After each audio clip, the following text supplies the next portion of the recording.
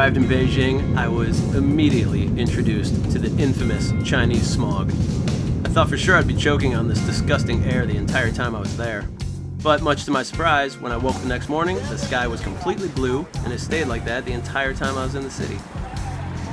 I can honestly say I did not enjoy my first few days in Beijing. The people in the crowds were way too much for me to handle. I was ready to leave the entire country after only being there for 72 hours. Once I changed hostels, met some cool travelers, and actually started sightseeing, I began to enjoy myself a little bit more. The first site I visited was the Forbidden City. This former imperial palace was constructed in the 1400s and served as the home of emperors for almost 500 years. But I thought the site was underwhelming, the amount of people there was overwhelming, and I honestly could not wait to leave. I'm very good at this. If you say so.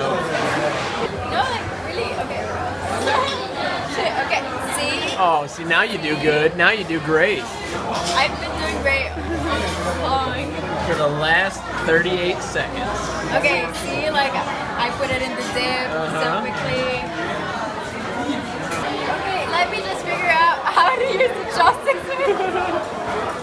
Here I You need to stop doing good. Stop doing Perfect. good whenever I get my phone out. Okay, I'm gonna be good now. Oh, the struggle is real. No, I'm eating it just fine.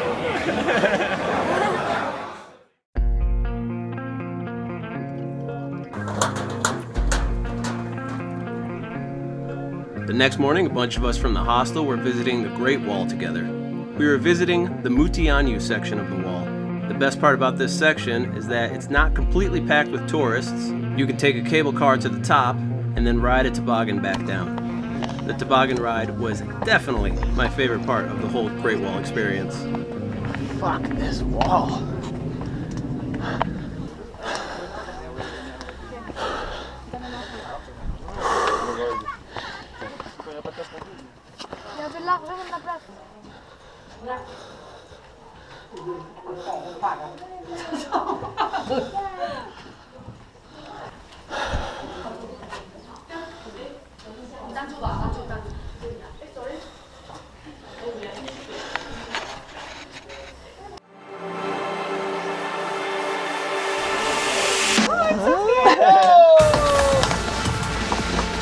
I'm catching up.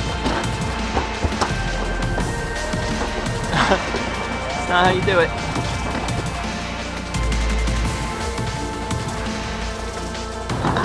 So slow. There we go.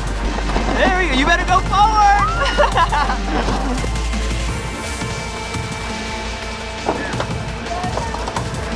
Yeah, this is the best part. Why would I want to slow down here?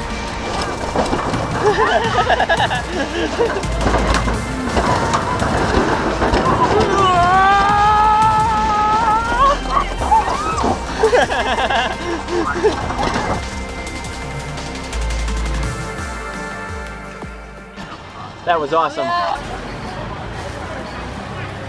Look at this. It's like a Chinese knockoff of Nike. What is called Erky. They even have like their own weird swoosh.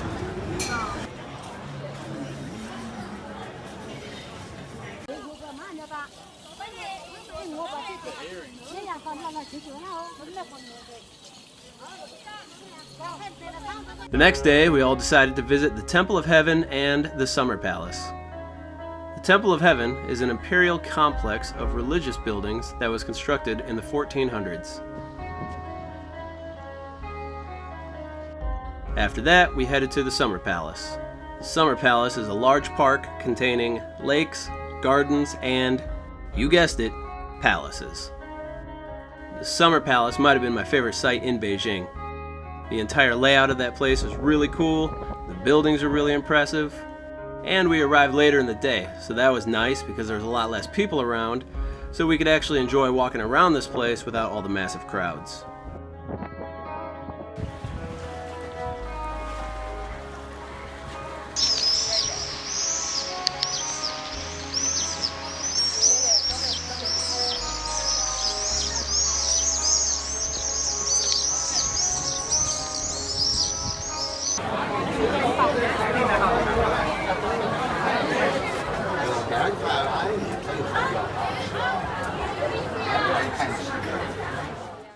On the last morning in the city, I was feeling good, I was actually enjoying myself, and I was ready to go to Xian. But Beijing made sure to be a little bit more difficult for me before I left. 6:30 in Beijing, it's pretty lively already. Going to the train station, catch a train from Beijing to Xian. Well, I'm sure glad I woke up early. The subway station next to my place is completely locked up. Don't know why. I'm just following all these people to another station.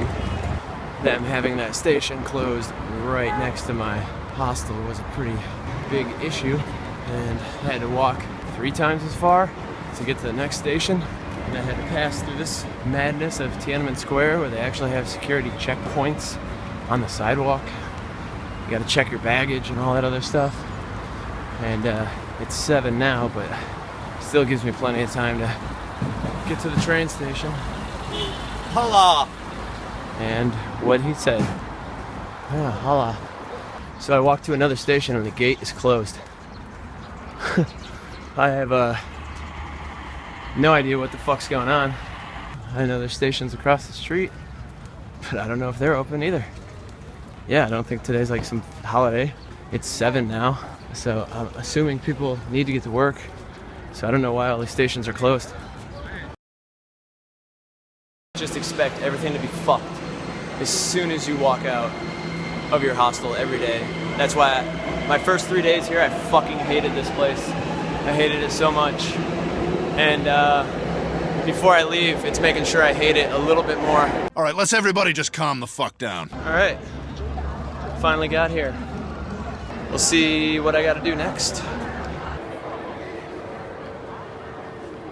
This is quite the train station. It's exactly like everybody said. It would be like an airport. I think everything else should be easy from this point on. It's just the whole trying to figure out where to get in, go through security, get your ticket, all that stuff. That was a little chaotic. This seems to be all right.